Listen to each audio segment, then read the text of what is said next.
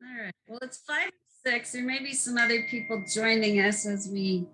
And I'm going to turn my phone off. So I have been literally, my phone has been on my ear all day since 7:30 this morning. So I'm going to turn that off. But want to thank everybody for coming tonight.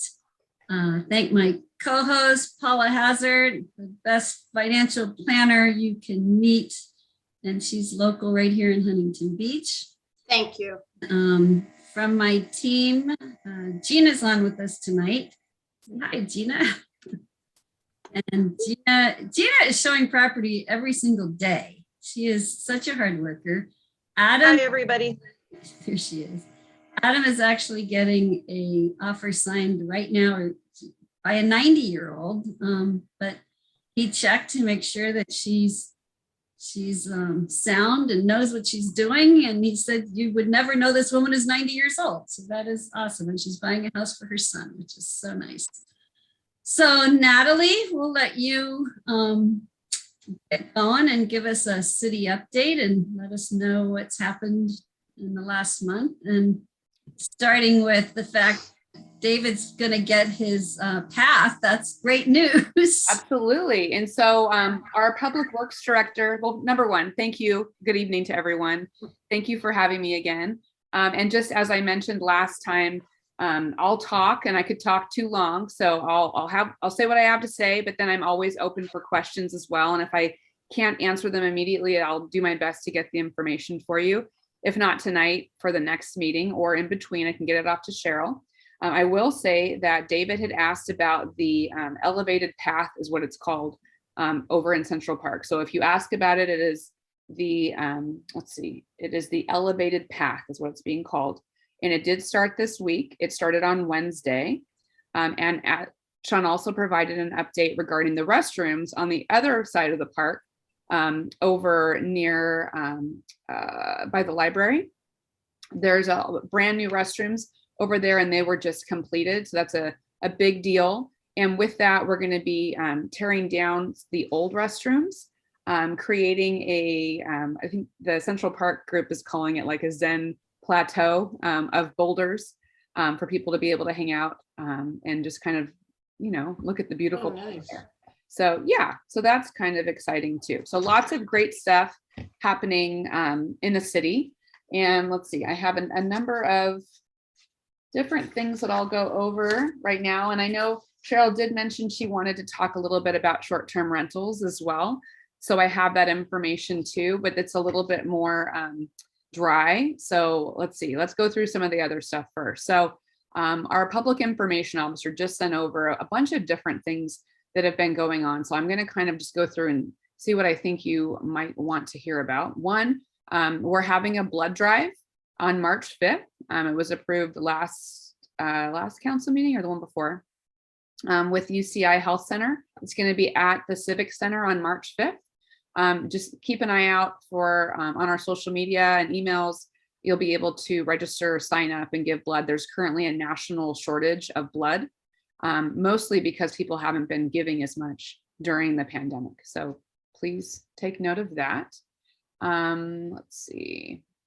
Also more fun stuff. We have our cultural cinema showcase through our Huntington Beach Human Relations Committee. It's Black History Month. And if you go to, I'll have to pull that up. I believe it's the culturalcinemashowcase.com, but I'll get you that and put it in the chat in a minute.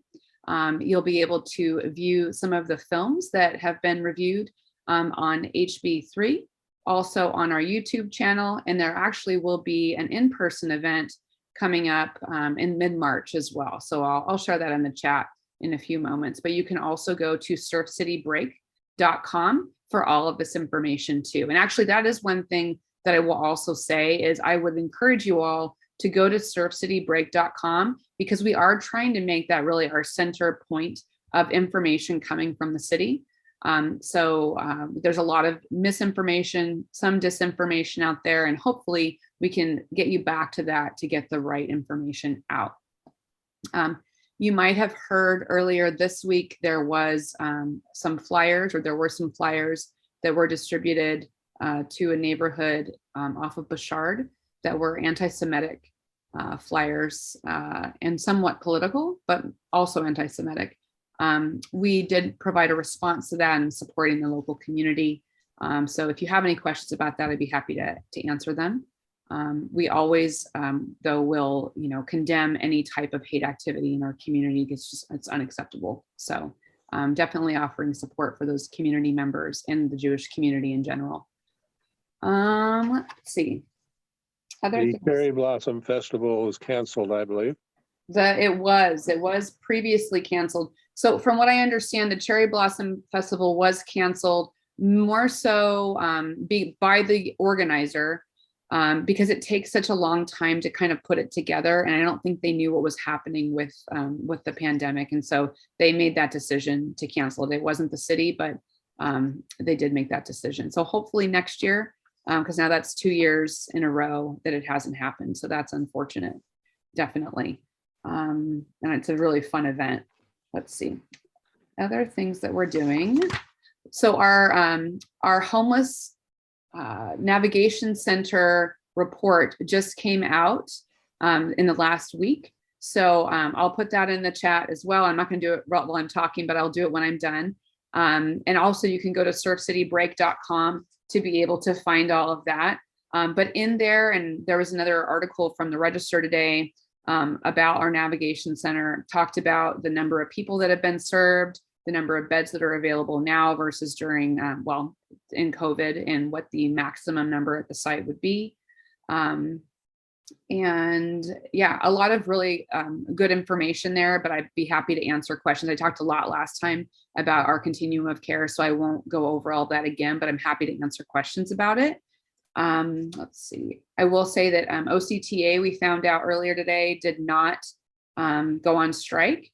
It looks like they've come to a resolution, so that's exciting. So there shouldn't be any disruption in service with that. With regards to Republic, I know this is for Huntington and not Sunset because it's different providers, but because of the service outage, I'll call it, for Republic earlier last month, we have gone back to them, and I believe we're getting rebates for all of the customers for that service interruption. The city basically really, I don't want to say fought, but negotiated with them to make sure that they were going to provide that. So Republic will be providing that information on those rebates on their site, and we'll be coordinating with them and making sure that they do that. So that's some good news and working for the residents of the city. So we talked about the restrooms already.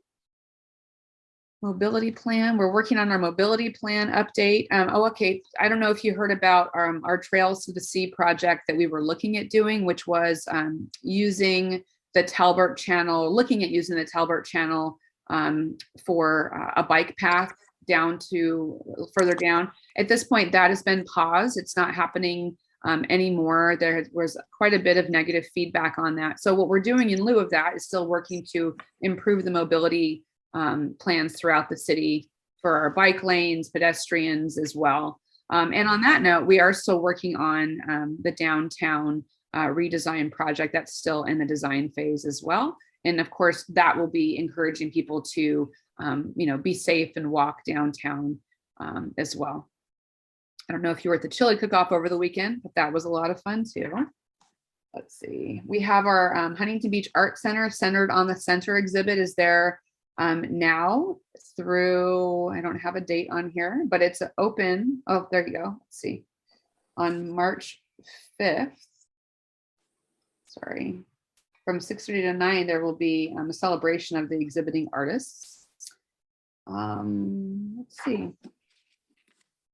And then we're also working on field use for the soccer fields throughout the city, as well as continuing to work on our park plan, master plan throughout the community. With that being said, this last week, we did have a memorial for Rogers Senior Center.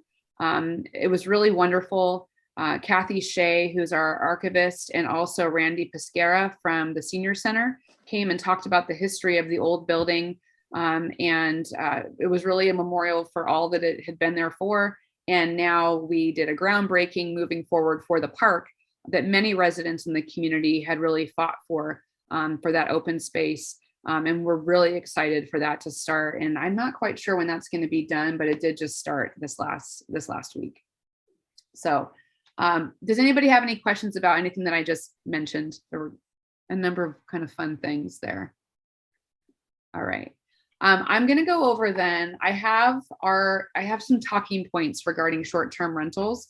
And again, this is kind of the dry one, but I want to just kind of read through very specifically what it says, and then you can ask me questions if you have them about it. So short-term rentals, and some of this is maybe more elementary than needs to be said, but just so we're all clear, short-term rentals, also known as vacation rentals, for us are defined as a residential unit that is rented for 30 or fewer consecutive nights.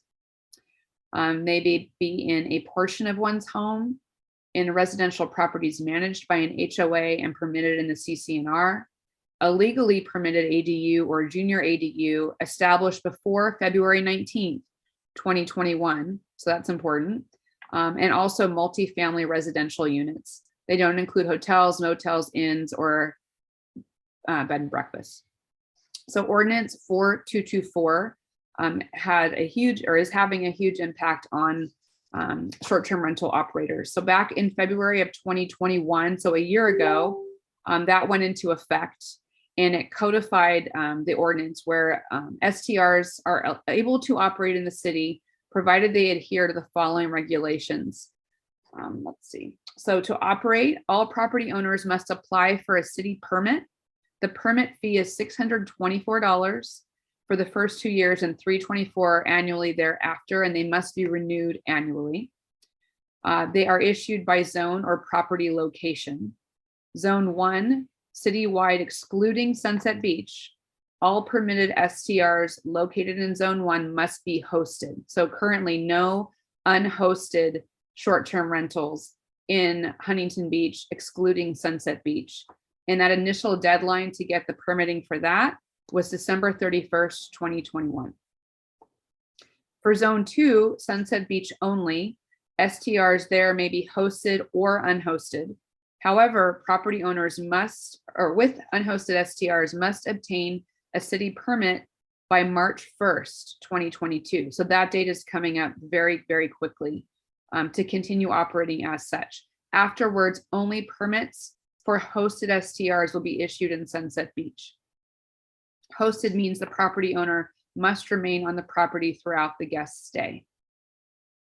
We will be reviewing the STR program at the end of 2022. The current ordinance and actions are really a pilot program. It was approved originally in December of 2020, and the council at that time, I think it was my first meeting on council actually, we had requested a review 1 year later, but however, because the enforcement was delayed per our request, we're not going to be reviewing that again till the end of 2022. So it is pushing back the review of that. I will right now put in the chat just so I don't forget.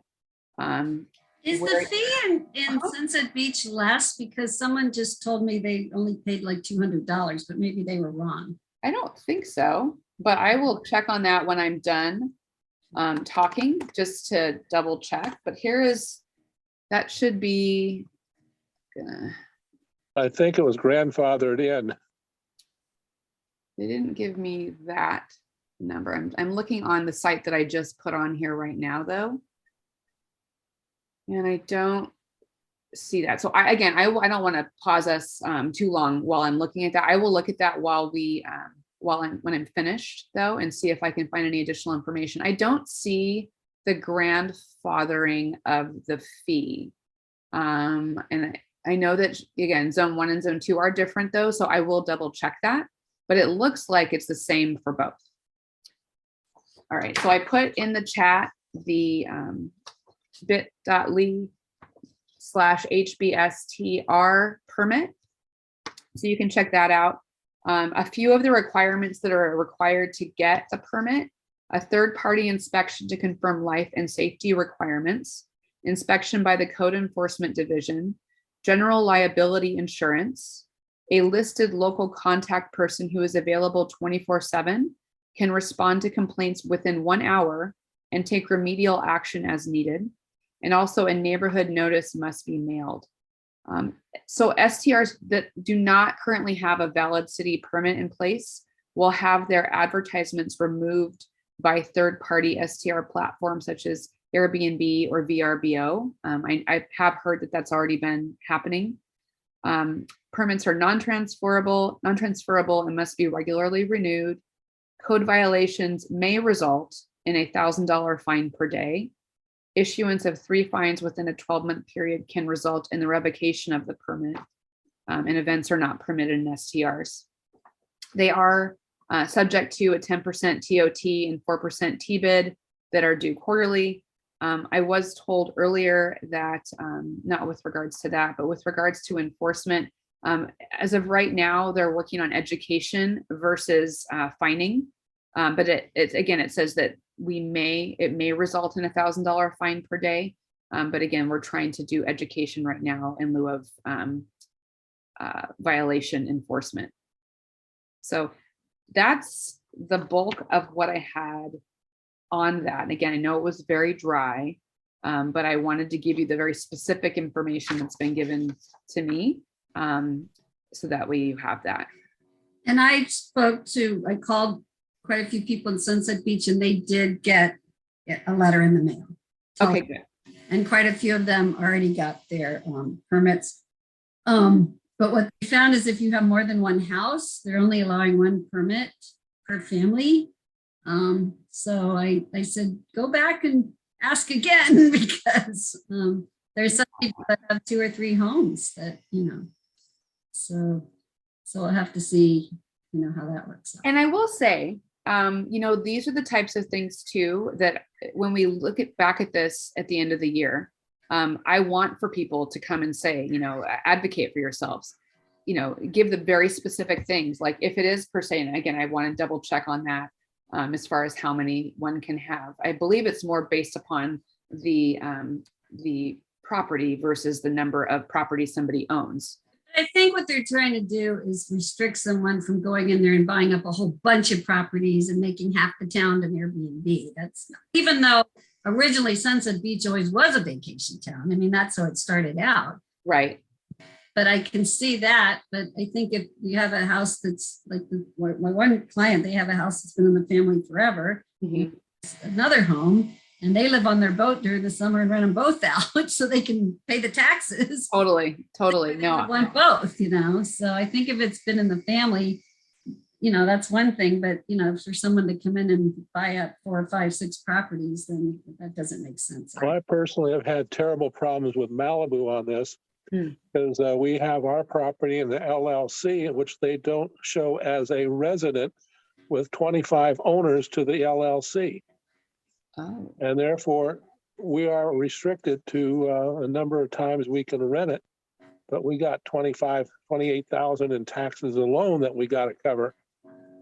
And so we just stopped using the short term, and we're only taking long term because they screwed us up so badly and wouldn't change. Yeah, that's an interesting point, Larry, as far as the LLC versus the single person. And I haven't heard anything about that yet, but I imagine it could be the same situation here. I do know that, part of the challenge with short-term rentals from the city's perspective is a lack of housing supply. So things that we're considering when we do go back to look at these will of course be, residents' concerns, owners' concerns who had short-term rentals before, who maybe have had to adjust to get their feedback. But also, we do want to know, we don't want a lot of people coming in and doing what you're saying and buying up whole blocks for this purpose. But the type of longer term rental, now, Larry, are you doing like more than 30 days or like a longer term where it's more like an annual lease? We're doing 31 or more, just so we don't get caught up in the short term. And we bought the property about 1949, 1950. And since then, my grandparents passed away, my parents passed away, and we're seniors. So we got 25 owners, and we have the LLC for liability protection. No, it makes And- sense. Yeah, except they don't accept it as a resident, In Malibu, right? because I Okay. don't let any of the 25 live in there as a resident. Right. Well, and I guess this would only right now apply to Sunset if it were to apply, because with the hosted, you have to be on premise. So I don't know. I'll ask about that and get back to you just to see if it's the same situation. I imagine that it might very well be. Yeah, because there are definitely some LLCs in Sunset. We actually just sold one to an LLC. So I guess that could come up. It might be something they haven't thought of yet. Exactly. You learn from other cities, that's for sure. So, You definitely, and those are things that we'll need to clarify if things come up, and we can look at them on an individual basis, but then we may be able to adjust the ordinance and the code based upon those situations as well. Any other questions on that?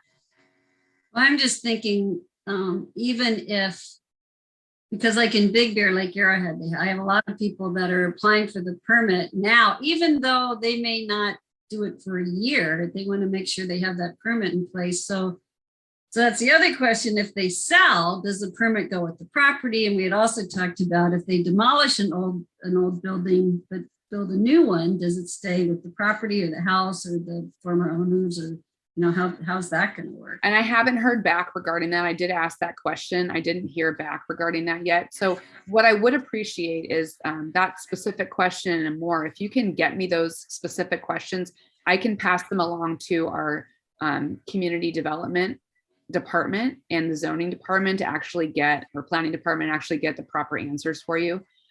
Because I can make an assumption right now, but I don't want to. Yeah, so for example, we are listing a very old triplex in Sunset Beach. Okay. It's got 3 tenants in it that have been there forever, who may not even live long enough to, they've been there for years and years. But the buyer would probably, rebuild the whole place and want it to be a short-term rental because it's perfect for that. But that would mean that that owner right now, before they sell, better apply for that permit before March 1st. But then at the same time, if the new person tears it down and builds a new one, do they still have that? So that's a perfect example. I believe that it stays with the person. We did have these conversations. It stays with the original owner, and then the new person would have to reapply, and whatever.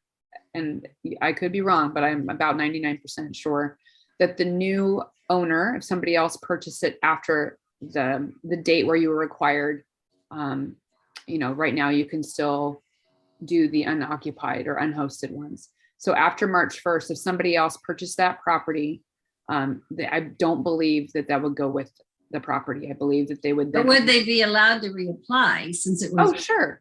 Okay. So even though it's after March 1st, that let me clarify. I believe they could reapply to do short-term rentals, but it would not be grandfathered. I believe it would be unhosted only. And I could be wrong, but that's how I'm reading the language for the regulations. Because that can do a tremendous amount on property values, because these short-term rentals make a lot of money.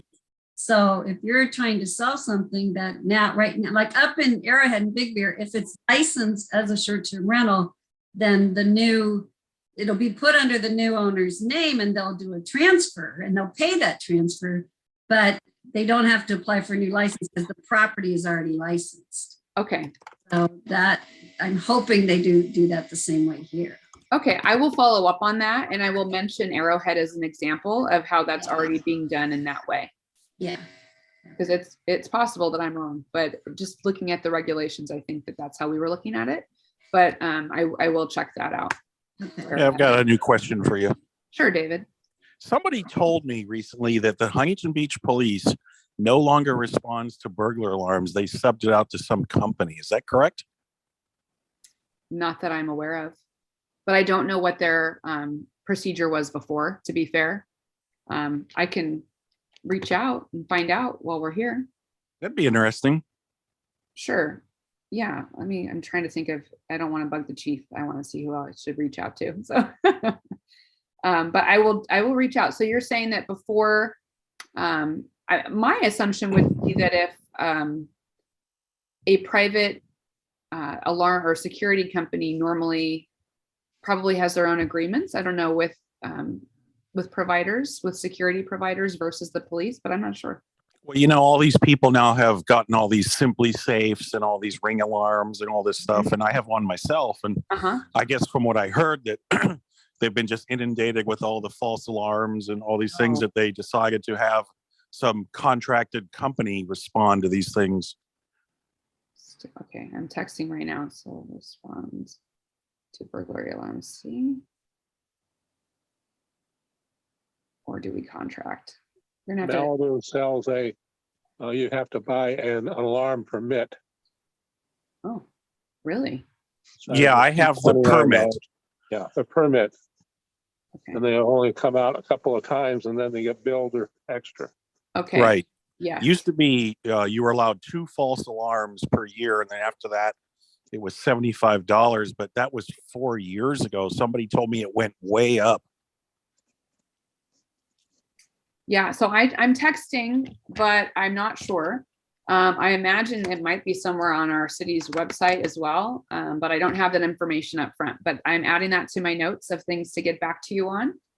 And actually, on that note too, since I'm planning to be here for a couple more months at least at these meetings, please do feel free if you have these questions in advance of the meeting. I am happy to. Feel around, get all the information for you and make sure that I have it here. So that way it's the most productive as possible. Yeah, and Natalie and I usually touch base before the meeting. So if you guys have questions that, just let me know ahead of time. Of course, I've known David's question for 2 years. I got an answer. But yeah, just let me know and I can let her know ahead of time so she can see if she can get answers before the meeting. So. Yeah, absolutely. Any other questions for Natalie? Good. Okay. All right. Well, thank you once again. I really appreciate you joining us. Oh, my pleasure. My pleasure. And I'll try to go through all the things we just talked about and put the different responses in the chat. But again, thank you so much for having me. Please do reach out if you have any questions. You can reach out in the middle, send to my email. And I'm excited about the elevated path for you, David. It's finally happening. Yeah. Woohoo. If you come out from under the bridge, that's awesome. Looking forward to seeing you there. And and maybe go on the zip line at the park while you're there. You'll see me at the ribbon cutting ceremony. Awesome. I love it. I love it. Very cool. Well, thank He'll you come all out so from much. under the bridge. David, we don't want you on that zip line. Don't listen to her. You're too. I have seen some really big kids on that zip line lately. So. I've seen parents on that zip line. Yeah, the parents. I've been too. on it. Did you go on it? You did. I knew it. Oh, absolutely. All Well, right, thanks you again. Okay, so before we get into our subject tonight, just want to give just a quick little update on the real estate market. I thought I had seen a shift because I put a property, a $2.5 million downtown Huntington Beach property on the market, and my phone didn't ring for a whole 24 hours. So I thought, oh no, what's happening? But typically it's within 12 hours. But sure enough, the market's still pretty darn hot because within 24 hours, I already have offers and we haven't even shown the property yet. So if you are looking to sell your home, it is still a very, very good time to sell. Inventory is still ridiculously low. Although interest rates did go up. For years we've been telling people interest rates are going to go up, and they didn't go up. And so then this year, the forecast was interest rates are not going to go up. And what happened? They went up. So it just goes to figure. If we all can, we'd all be multimillionaires. But What'd you get for the property over in Jardines? Jardines is it's right around the asking price. So, and then the one that I have downtown, that's a triplex, but put it on for $2,475,000 and already have an offer over that. So it's still a pretty active market. And interest rates, yeah, they went up, but they're still under 4%. So come on, that's still a really, really really great rate. So we tell people, don't look at prices, look at your monthly payment. Because if you look at prices, it'll kind of freak you out. But if you can afford the monthly payment, rents have gone up like crazy. So if you're paying $3,000, $4,000, $5,000 a month, you can buy a house. Talk to us. We can help you get there. And Gina is out there finding houses all the time. So, and our offers are getting accepted. And then Paula, why don't you tell us about our money and what's going on with that? Yeah. Well, we're having a little bit of volatility, which I'm sure everybody can kind of see if they look at the stock market or they looked at the statements at the end of January that recently came in. There's, interest rates are impacting, and they feel that they're going to have maybe 2 or 3 more increase in interest rates this year. So that's a concern. The other concern the stock market is very emotional. It reacts to emotion. So now people are worried about Russia and the Ukraine. So the stock market's going down. That's what I read. That's why it went down today. So basically what it comes down to is if you're investing, stay the course. And if you're not feeling comfortable with the course that you're on and you're looking at your statements and they're going down a little bit more significant than you want them to, because they are going to go up and down, talk to your advisor, and that your advisor can rein things in for you. And I'm saying most of the people that I have, and this is something to think about with investing, is it's long term. So we're going on some some volatility right now, but long term, we've had very good stock markets. 21 was fabulous. Now it's always worse when you're losing money, but you have to look at possibly that hopefully you are losing what you made last year. You're not losing principal. And it's like anything else, you go to sell your house and it could be much higher and you wait a few months and it went down, but you still made money on selling your house. So it's basically stay in the course, talk to your advisor. I don't think I would want to work without an advisor right now. Of course, I'm prejudiced, but you know what? I don't cut my own hair. So that's why I say most of us should work with people that are best in the industry that they are in. And it's also the time to start thinking about maybe it's a good time to buy things because it's lower than it was last year. It's a good time if you're putting money into your IRAs or your SEPs, put it in now because then things can get purchased. You can put it in for last year. So thank you. And if you have any questions, feel free to contact me. Thank you, Paula. And she takes care of my money and has done a very good job for many, many years. And actually helps me put together plans to buy more property too. I have There you go. So I borrow from myself for the down payment, and it works out really well. I pay myself the interest. So not great. So talk to Paula if you're looking for some fancy way to buy some extra property.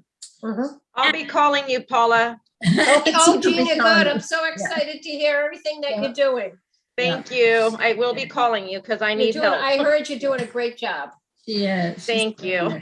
She's killing it. Well, we are so fortunate to have the Vice President of Orange Coast Title with us, Christy Rye.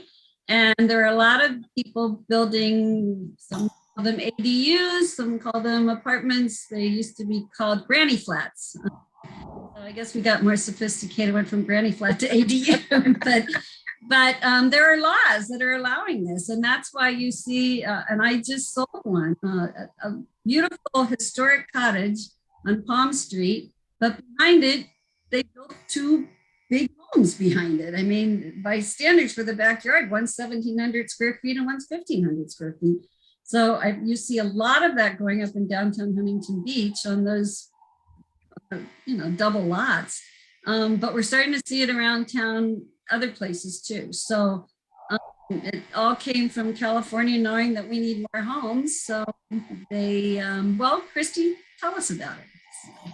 So yeah, I'm going to briefly go over SB 9 and SB 10. So the ADUs have been around for a while, and now there's SB 9 and 10 to add more affordable housing into our communities, and that's really what it's all about. SB 9 has 2 different elements. There is the duplex conversion element, and then there is the lot split. The duplex conversion is where you have a lot that has a single family unit on it already. And this must be R1 zoned, it must be SFR R1 zoned. And what you can do is add another single family onto the property without doing a lot split.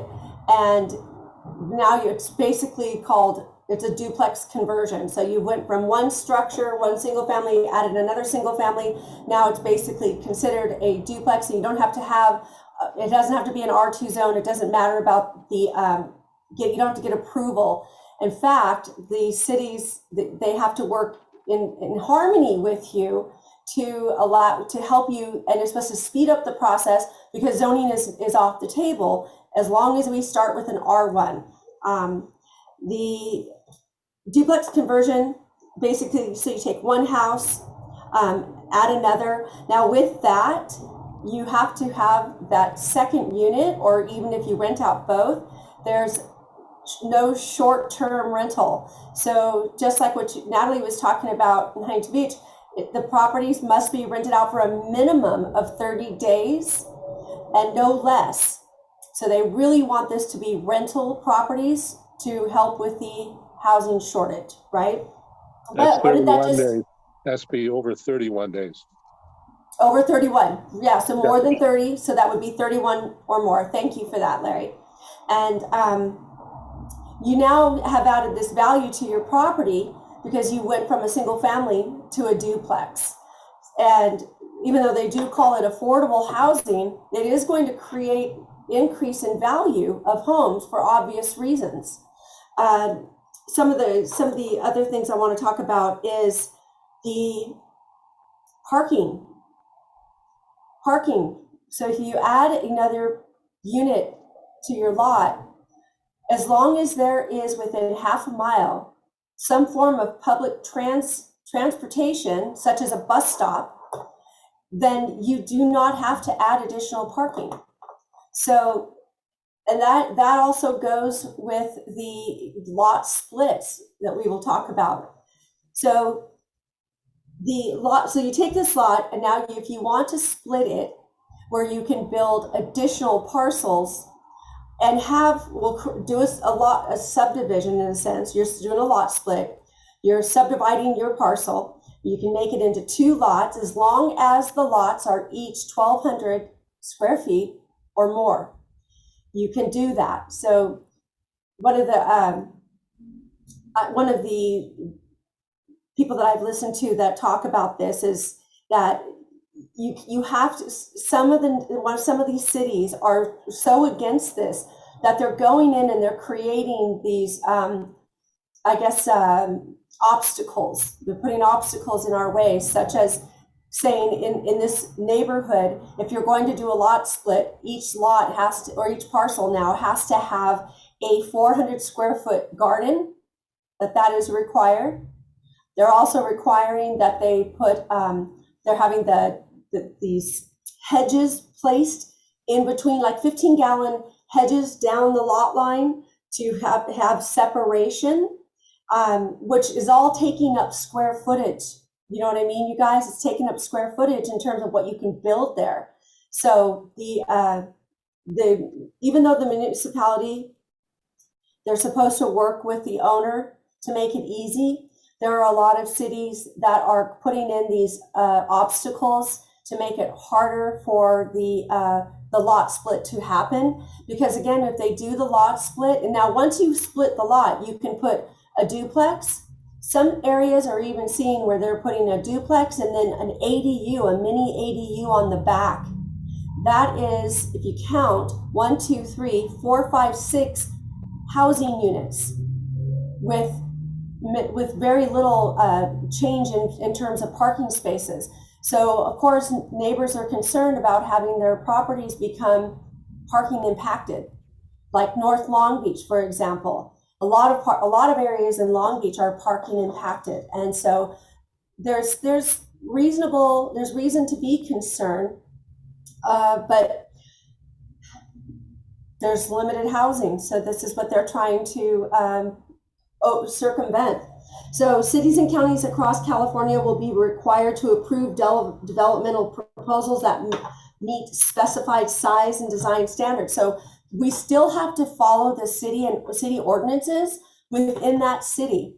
So if they have setbacks, then those have to be followed. So one of the examples that this I was given is that, let's take a 6,000 square foot lot. You take a 6,000 square foot lot, these neighborhoods may have a setback requirement of at least 5 feet, back fence setback of about 15 feet from the house. So you simply, at that point, could not fit 2 houses into a 6,000 square foot lot having these setback rules. It'd be a very tiny, tiny house, if that. But my house is on a 6,000 square foot lot. And there's no way I could fit another structure in my backyard without tearing my house down. Does that make sense, you guys? So it's not going to work for everybody. It really comes down to the layout of the land, where the current structure is, and access to that back unit. In my neighborhood, there would be very, very, very few parcels that would qualify where it would make sense because of the way our lots are laid out. Cheryl, your house is no different, right? Well, my neighborhood is a pool. 90% of my neighborhood have swimming pools in the backyard. So we'd have to have floating houses. Yeah, and that's the same with me. I have a cement backyard and all pool, and I'm a 6,000 square foot structure, and I'm set back a little bit. So a lot of my land is used up in the front. And so not a lot of, so this woman is saying, like, don't get all riled up, because there's not going to be as many homes as you would think that are going to qualify. Now, I work here in Bellflower. Bellflower has large lots with teeny tiny little houses that are the original homes. A lot of them are still like that. Bellflower is going to qualify. Let me tell you, Bellflower is going to qualify because there's so much land to be used. Now, if you do the lot split, that's where you take your parcel, split it. Each parcel must be at least 1,200 square feet. So let's say you have an 8,000 square foot lot. So that would be easy to do. So what they're saying is, now the configuration, the maximum you can do to split your parcel is 60-40. So you can't have one great big huge lot and then a little teeny tiny one. The maximum is 60-40. Then you can get creative, the 45-55, 30-70, but you have to have it where it is, you're not narrowing it down to a teeny tiny little lot. Does that make sense, you guys? So I take it back when I said the maximum is 60-40, because you could go 30-70, but you're not narrowing it down to a little teeny tiny lot. Okay. With the lot split, the owner must live there in one of the units for 3 years. If you divide your lots, so the owner must live there for 3 years and sign an affidavit that gets filed with the state. And now listen to this: who's going to mandate this? Who's going to mandate that one property be owner occupied for 3 years? But that's what SB 9 says, is that it must be owner occupied for 3 years. Let me see, what else do I have in my notes? Let me go on. Oh, okay. So what areas do not qualify? Areas that have properties listed as a historic landmark, where a structure is listed as a historic landmark, or a historic district. Those do not qualify. They want to maintain those homes in their historic preservation, to preserve them. Wetlands. Huntington Beach has wetlands, does it not? Farmland and properties at high risk of fire. So if you're in a fire zone. Now I wonder, Cheryl, you brought up like Arrowhead and Big Bear. I wonder if this will work, because they are in high fire areas. So Big Bear may be saved. Lake Arrowhead may be saved from SB 9 because of that. So that's something to, again, every city ordinances, because remember, there are cities that do not want this, you guys, and so they are really putting up roadblocks to make it almost impossible for owners to take advantage of SB 9 and 10. We talked about that. We talked about there's no parking. Any questions on what I've talked about so far, you guys? Okay, so I want to talk about, if you don't mind, I want to talk about SB 10.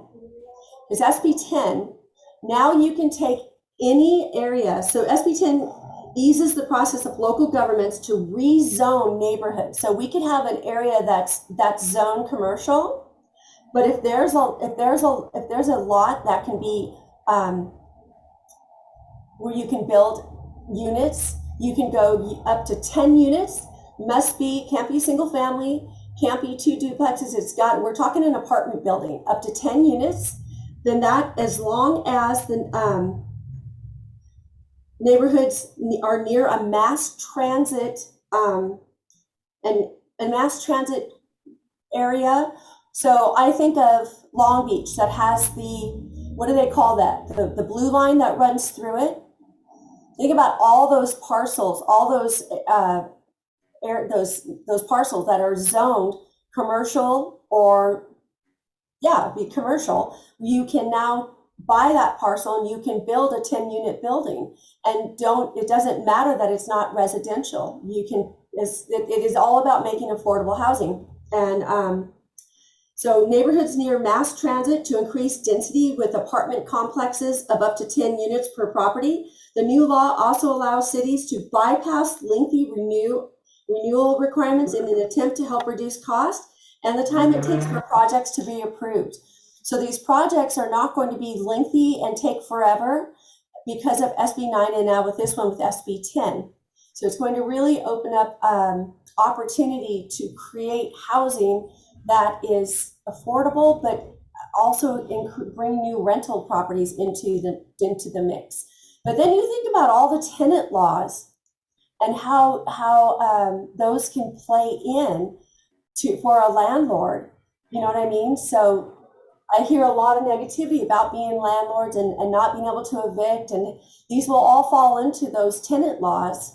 So it's going to be interesting to see how this plays out. But think about this. So let's imagine you're an owner and you have a lot that this makes sense to split the lot. You can now bulldoze down the property down to 25%. If there's a structure on the land, bulldoze it down to 25% remaining of the original structure, build a duplex on one and build a duplex on the other.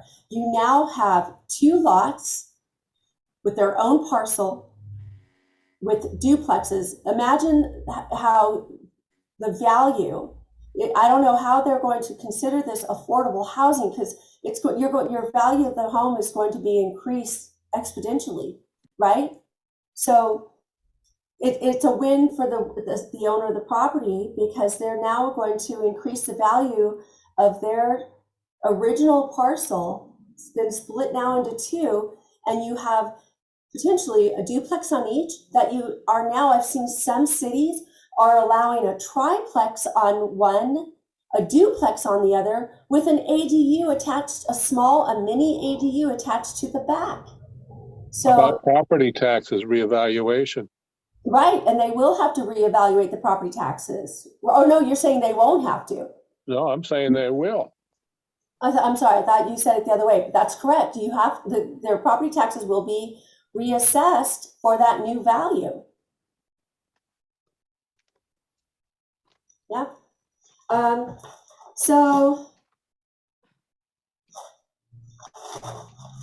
let me read what the caveats are. So under the new law, the projects still adhere to objective zoning and design. Oh, another thing too is you cannot coerce or not coerce. You cannot team up with your neighbor and try to do like what they call what is it called? I have my notes here. I apologize, guys. Where you can dang it, where you can kind of team up and try to configure both parcels to do a split, there's no, they call it assemblage or something like that, where you're assembling together. That's not allowed. So, because people are going to try to think outside the box and make this work for them where it has more financial value to them. There are also certain cities that are requiring that if you do put a second unit on your parcel, that it go along with the aesthetics of the neighborhood. So you can't just go rogue. You're going to have to make it look aesthetically pleasing and think about if it's in a planned unit development where you can only have your house painted a certain color. You can not have there's certain strict regulations as to what you can do with the property. Now, some of them even say you cannot have a basketball hoop in your driveway, things like that. You're going to have to adhere to those requirements and restrictions as well. So it's not where everyone can just go rogue and do whatever they want. But this is still brand new, you guys, that a lot of the cities are, like you said, they're changing the they're adhering to their ordinances, but then some cities are allowing you to just go add a triplex with a mini ADU in the back.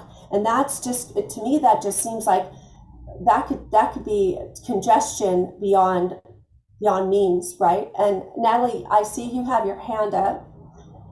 Did you have a question? I had some comments, actually. Good. So one for SB 10, a city has to opt in to that.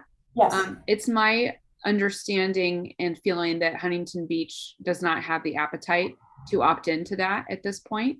That is, we haven't had a vote or anything like that, but that's my assumption. So I just wanted to throw that out. And then as far as SB 9 is concerned, it's interesting because when you first started talking about it, it did seem like, oh, everybody can do this. And, and the reality is, and as you went through further, we realized that not all lots are going to be eligible, and that also different municipalities are going to respond differently to still comply with the law. So I will tell you that I think at our March 1st City Council meeting for Huntington Beach, I do believe that staff has been working with our city attorney's office to be drafting an urgency ordinance. So that way we can make sure that, there's a lot to learn here, basically. And there is. Everyone is studying it. In some instances, it's really parcel by parcel that they'll have to determine what will be eligible, what won't. And so in the meantime, things that we're looking at include whether or not, someone can have a short-term rental on site, ADUs, if they're eligible for this, size and story count limitation, the aesthetics, curb cuts, access, and similar items like that. Because our goal is I do recognize that there is a housing supply issue, but we also want to make sure that we can maintain, as much as we can, the aesthetics of our neighborhoods, and also make sure that things flow well and that our residents are happy, but that also more people can afford homes here. So we're going to be working on that. And as I mentioned, it will likely be an emergency ordinance. We'll have study sessions throughout the year as they continue to study these things and look at different scenarios until we finally get to what will be a more permanent ordinance. But it's going to take a lot of legwork and time by our legal counsel and our planning department. Absolutely. There's more people with my research that I've done, there's more people against it, trying to overturn SB 9 and SB 10, especially SB 9, but they who knows what's going to happen. And it's just like when Prop 19 came into play, we could call the assessor's office, ask them questions, because my phone was blowing up. Why? Because I'm a title person and this is what we do, transfers. And the assessors, for months, could not answer any of our questions. We had to go straight to the State Board of Equalization. And I can't imagine this being any different, But the thing is, whatever your city ordinances and your building codes are right now in terms of what can be built, that's what's going to carry over to what you can do on your property. Absolutely. You talk about height and setbacks, all that. It's really, that's good though. That's good news. But for me, my son lives in North Long Beach in the 90805 zip code with his fiance, and it's horrible. we worry that our neighborhood's going to turn into that. But after doing my research and watching a lot of these officials talk about it, I mean, you guys Google on YouTube SB9 videos and try to find the more recent ones, because a lot of them are recorded back in 2021. You know, that was when it was passed and everybody was talking about it, and they knew it was going to come into effect January 1st. But now we're barely 2 months into it. So it's still so new and raw. And there are a lot of cities that are fighting back. They're digging their heels in. They want nothing to do with it. So, you know. Yeah. And I think it'll be really important as we do more of the study throughout all of the parcels of our city in Huntington to really see like which ones are even eligible up front. Because I think there will be not that many, to be honest with you. But we have to confirm that. And so, right, we want to deal with the facts, follow state law, deal with the facts, and then use the tools at our disposal to make sure that we, make things look the way that they should and work the way that they should, as with those different things that I mentioned. So thanks so much for talking about this. It's going to be a really interesting thing for us to keep talking about. And feel free, anybody, if you have any direct questions, I can pass them along. It is something that it's very new to everyone. So it's going to take some time to truly understand well. I have to go. Thanks, Natalie. Yeah, downtown Huntington Beach, we're just seeing it pop up like crazy. And who'd have thought you could fit that many big homes on one lot? But they're coming up everywhere. So. Well, Cheryl, think about Rossmore. Yeah.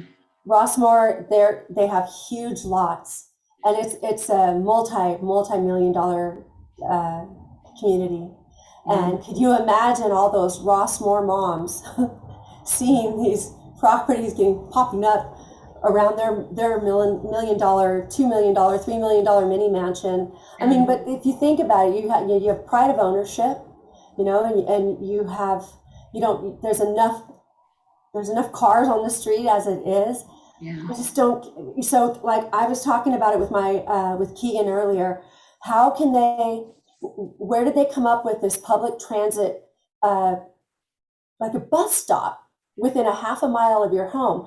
I've got 3 within a quarter mile of my home. That means that I could build 2 duplexes, split my lot, build 2 duplexes, and not have to care about parking when there's so many cars on our street already.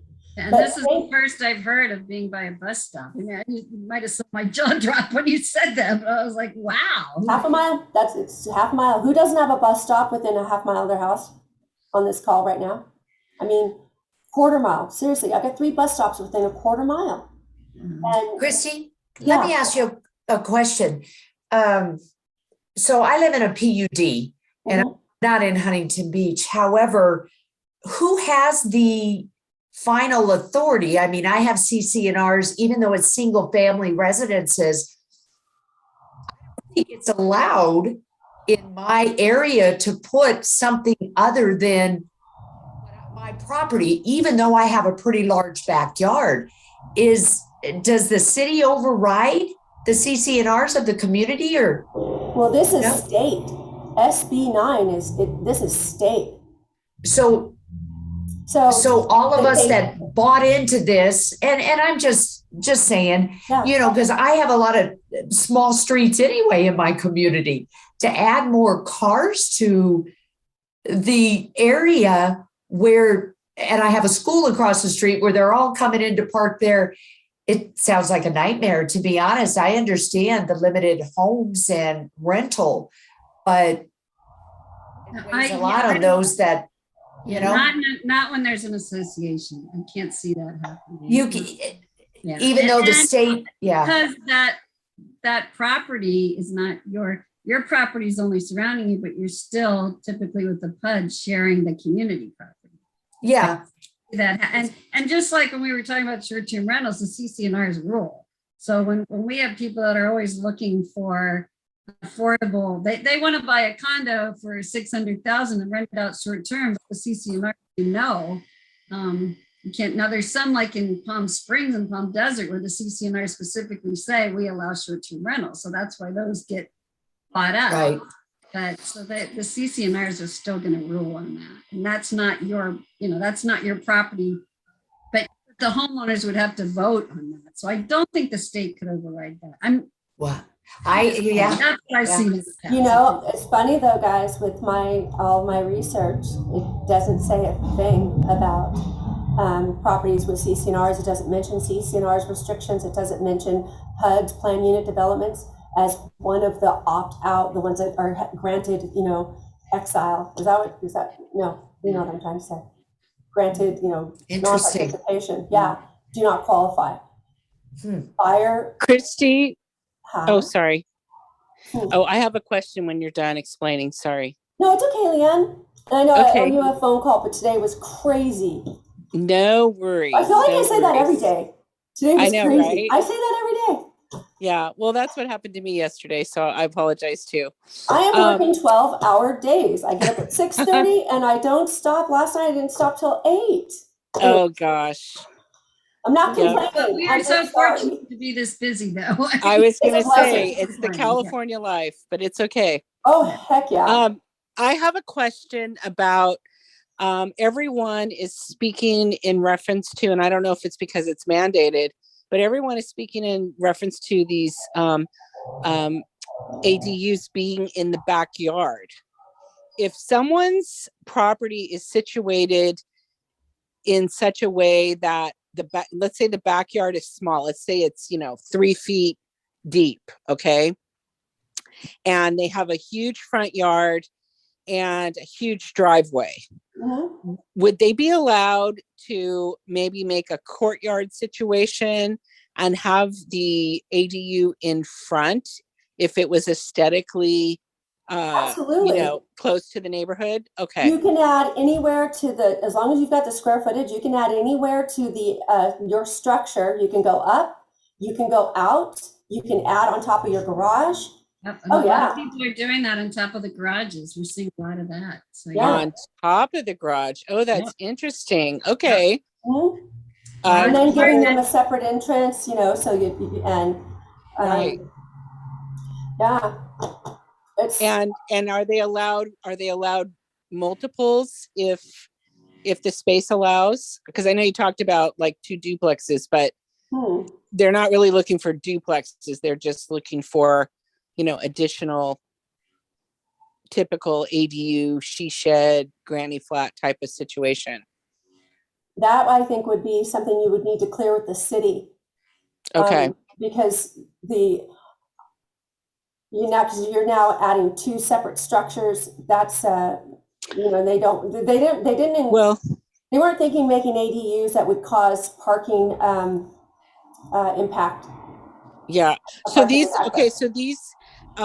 technically, yes, it would be 2 separate, but I'm visualizing someone I know is interested in doing it, and so they would do like half of their garage and then maybe build up on the entire garage. Yeah, so you could do, Leanne, you could do it would be one structure, but it would be 2 projects. Okay. Does that make talk to the sense? city, because every city is different. Yeah. What they Still have will to get allow. the permits and Okay. get a planning, but Yeah. as far as the state's concerned, I'm sure that would be fine. And there are people that are building on top of their garage and renting those out as short-term rentals because they're hosted, because really you're renting out a room and you live there, so you're okay. So Mhm. another way to get some extra income there. So. Yeah, interesting. Okay, good to know. I live on a 6,000 foot property too, so that's why I'm like, yeah, I got cement and a pool. I'm not changing that. That's my house, girl. Exactly. Yep. Uh-huh. There's I don't absolutely know. nothing. Soon we'll see tree houses built over top of pools.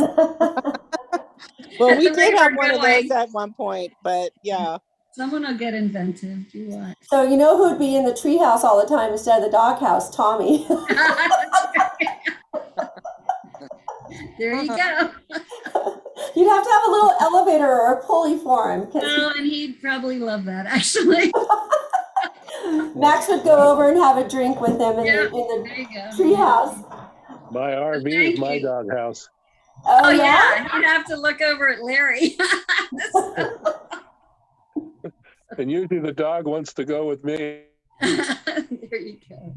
That's funny. And you know, I was panicking earlier because my computer said the battery was dying, yet I had it plugged in and it was the plug that was dying. So if you saw me running around a little early, because if I go off, we all go off. So I was, finally found I guess the plug went out. So, well, thank you so much, Christy. That was so informative. And Thank you.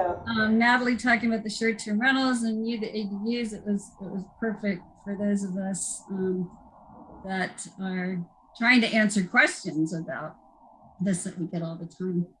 So you know what, Cheryl, I can send you the best videos that I've watched that are really informative. For me, I was just like, if you guys saw my notes, and I've got pages of this and pages and pages. So this has been a great exercise for me, and I'm only going to get better and better and better and learn more, and I'm excited about that. But I'll send you links to the videos that I watched that are like, okay, this, I get it, you know? It's just hard to read from notes because you have it all here. Then I had like a person walk in here with a seller who's married but doesn't show on title she's married, and still she's using her husband's married name, but her ID, no, she's on title with her maiden name. And I'm like, this California's community property state. Like, no, he needs to sign a deed. Anyways, a lot of people, we run into that all the time. All the time. You didn't tell me you were married. Well, not really, but legally is really, you know.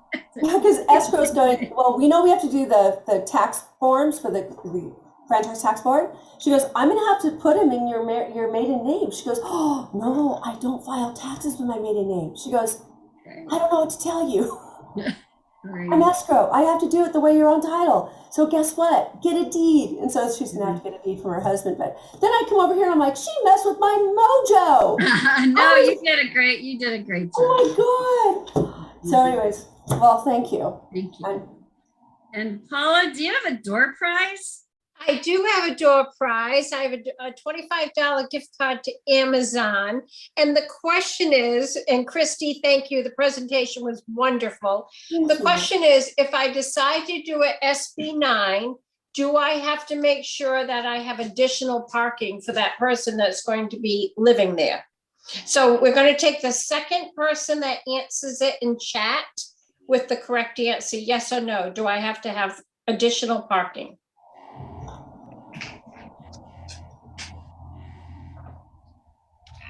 Whoops. Come on, Leanne, you know the answer. I'm pushing, but it's not taking it. Yeah. Yell it out. Yell it out. I don't know why the chat's not working. Chat's not working. Oh, Okay. The chat is stuck on Natalie Moser, so the answer is no. correct. All right. All I need is a bus stop. Woohoo! That's right. And that actually, I've always thought about that. If they start allowing the SB9s, what's going to happen with parking? So that really intrigued me about that answer. Oh, but guess what? Well, if there's not a bus stop within a half mile, then they have to put one parking space per unit. That means you build a single family in your backyard, they only get one parking space. One additional parking space is come on. So here's the hot tip, and it's probably the same person that made it include the bus stop motion. My understanding is if you live within a mile of a golf course, you can have a golf cart without a license. Ooh, I haven't heard that. Oh, That is the word on the street. And yeah, so there you go. The word on the street. Cheryl's getting a golf cart. Exactly.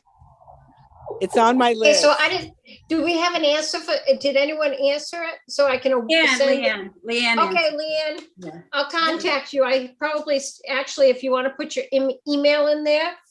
Sure. Thanks, Paula. I know it is, and I probably have it someplace. It's nice to see you here. Don't get it. I've got Nice it. to see you as well. Let I me see see. Leanne every Wednesday. That's Cheryl can right. send it to me. That's fine. Okay. All right, There well, The thank golf you, cart Christy. parking on top of the garage. There you go. Or a little plane. Well, thanks, everybody. It was great to Thanks, see. Cheryl. Thank you, everybody. It was nice to see everybody. everyone. Okay, we'll see you all later. Thanks again. All right, thank you, Bye. everybody. Thank you, Paula and Bye. Cheryl and Christy. And you know what? You know what I would do, Cheryl? Huh. Not because it's me, but because we see each other every week. I would announce at our meeting that I won, and had they been on the line, they may have won Oh, too. yeah. There you go. Right? Yeah. Yes. I will do There that. you go. Actually, I could bring Absolutely. it over to Cheryl and Cheryl could present it to you at the Oh, next there you meeting. go. Yeah, Absolutely. Even better. good idea. Is it Perfect. Wednesdays Thanks. that you usually meet? Wednesdays, yeah, Wednesdays. Okay. Yeah. I'll get it to your house by Wednesday, by next week. All right, perfect. Okay. Okay, bye, everybody. Great. Thank Thanks, you. ladies. Okay. Thanks. Good night. Good night.